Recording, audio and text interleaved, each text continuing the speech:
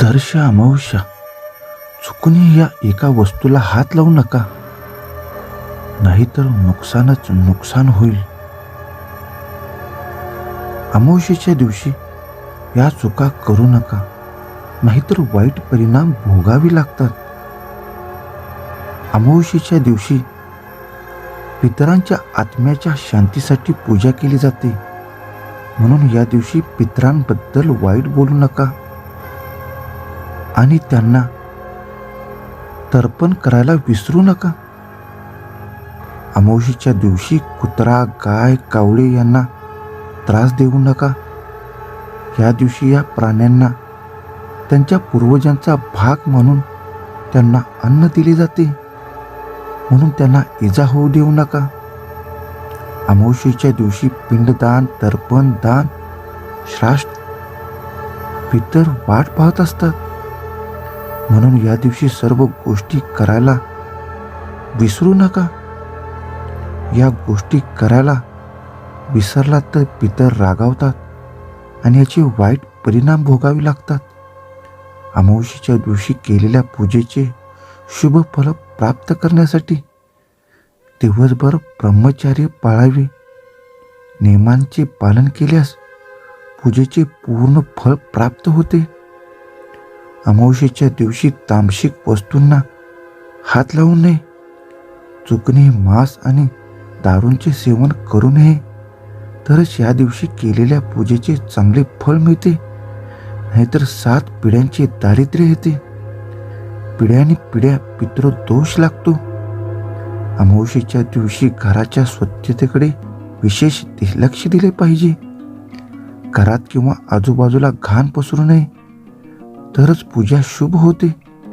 अमावस्येच्या दिवशी कोणतीही शिवीगाळ किंवा भांडण करू नये.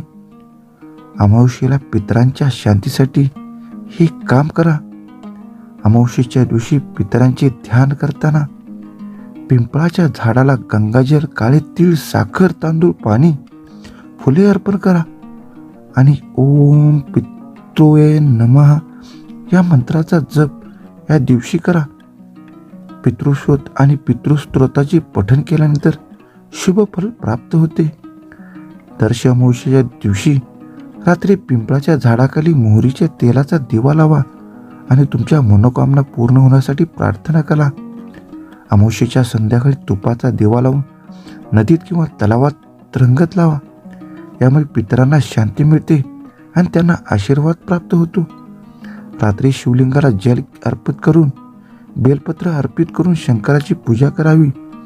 त्यामुळे लोकांवर भोलेनाथांचा विशेष आशीर्वाद वर्षाव होतो. अमावस्येच्या रात्री लक्ष्मीची पूजा केल्याने धनप्राप्तीची शक्यता निर्माण होते आणि भगवान विष्णूंची पूजा केल्याने सर्व मनोकामना पूर्ण होतात. श्री गणेशाची आराधना केल्याने सर्व कार्यात यश मिळते आणि बिघडलेली कामे सुद्धा पूर्ण होऊ लागतात. याच वेळी सर्व समस्या दूर होऊ लागतात. अमावस्येच्या दिवशी दान करणे अत्यंत पुण्यकारक मानले जाते. तुम्ही तुमच्या क्षमतेनुसार गरिबांना अन्न, कपडे इत्यादी दान करू शकता. जर कोणाच्या कुंडलीत पितृदोष असेल, अडचणी वाढल्या असतील, तर ते पूर्ण करण्यासाठी दानधर्म करावा.